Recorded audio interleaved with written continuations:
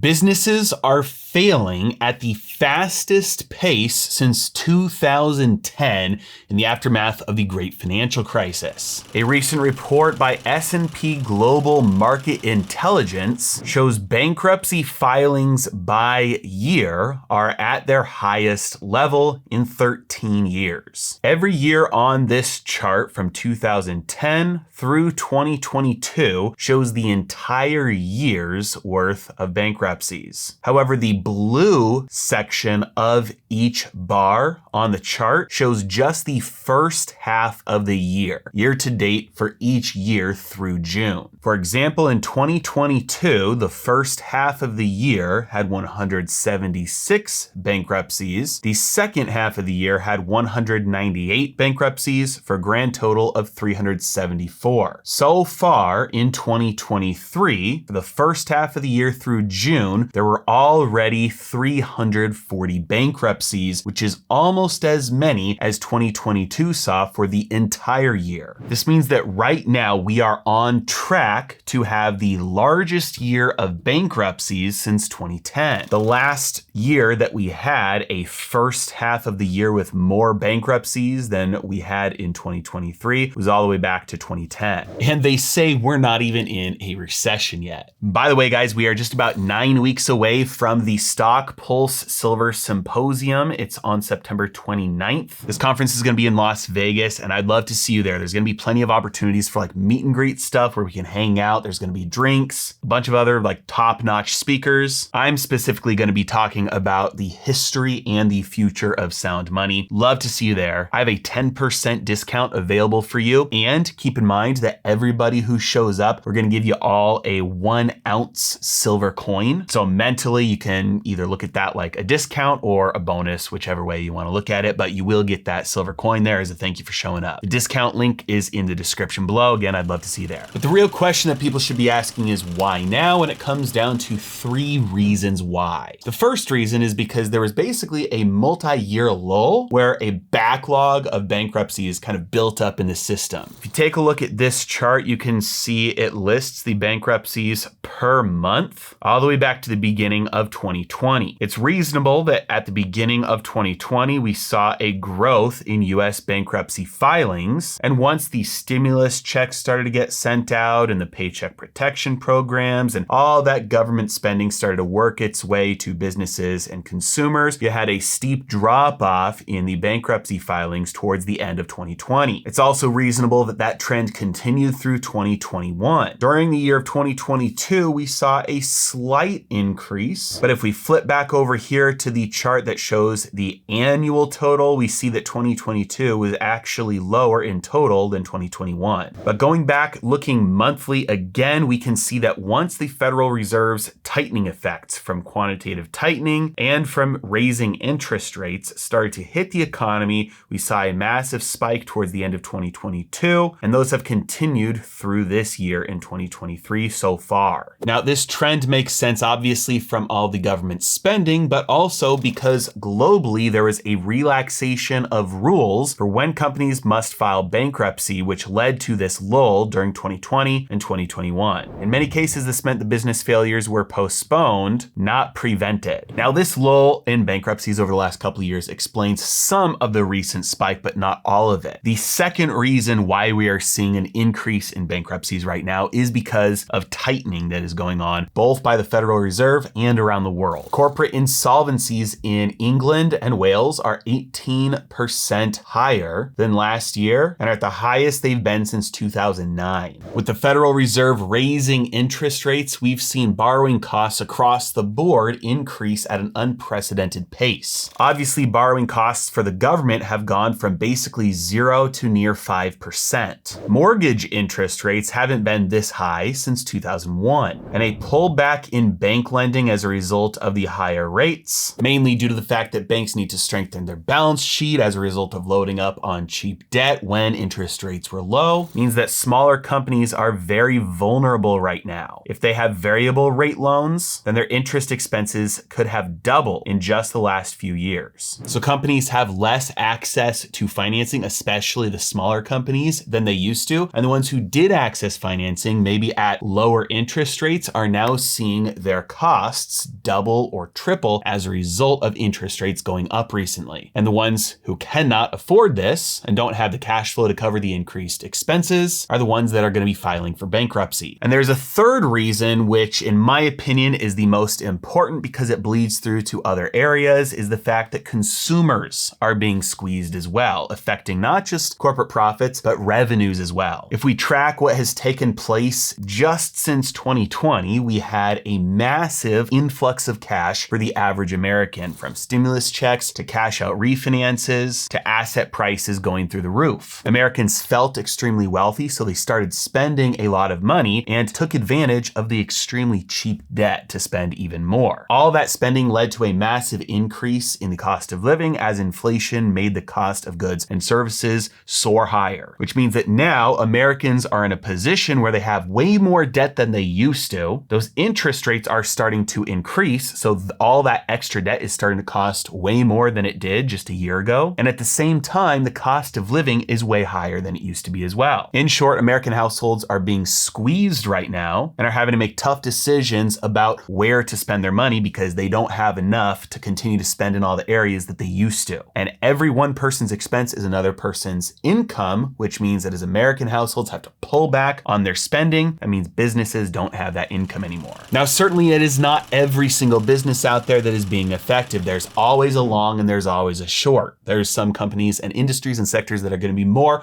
affected than others. In Europe specifically, we're seeing a squeeze with freight, consumer goods, construction, industrial sectors, but not as much pain yet in things like travel, education, health, and social activities. We're also seeing this heavily affect private equity as interest payments on loans for buyouts have started to balloon over the last year. Interest rates on US junk bonds are now around 8.75%, causing a plunge in things like high yield bond funds. As we know, the price of bonds and the interest rate on bonds are inversely correlated. And while the overall stock market has not yet started reacting to news like this, it is very likely that it does start to react negatively at some point. This is because all of the fundamental reasons that are bleeding into this recent surge in corporate bankruptcies are also reasons why large corporations are also going to start feeling the pain. While large corporations with access to cheaper financing, more financing, public markets, legally granted monopolies, and larger economic moats are certainly more robust to economically hard times, they are definitely not immune, which is why I'm certainly not net short things like the S&P 500, but I'm definitely hedged, because if this insanity continues and the market continues to rally into these economically more precarious times,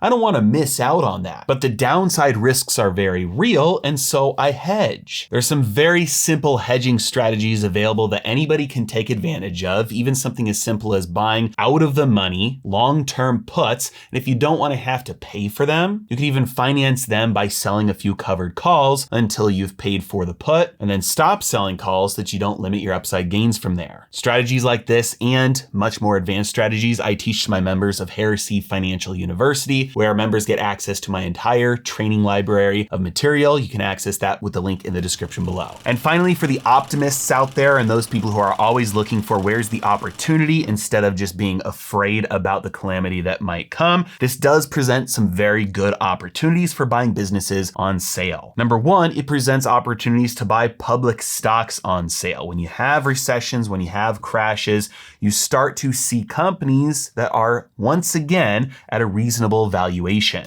Instead of seeing stocks like Nvidia with an astronomically stupid price to earnings ratio of 236, you'll actually start to see deals come available. Now, those deals are out there, but they are still rare. So seeing bankruptcies surge and seeing the fundamental reasons for that and having the expectation that bleeds over into the stock market means deals are coming. But even beyond public markets like stocks, these deals are starting to become more and more available with private businesses, especially as the older generation baby boomers start to retire, who own the majority of these small businesses in America. Times like this are great times to take advantage of a wealth transfer that will be happening whether or not you want to participate. Just don't let your fear of failure stop you from doing something or trying something, because that will just guarantee that you actually do fail. As always, thanks so much for watching. Have a great day.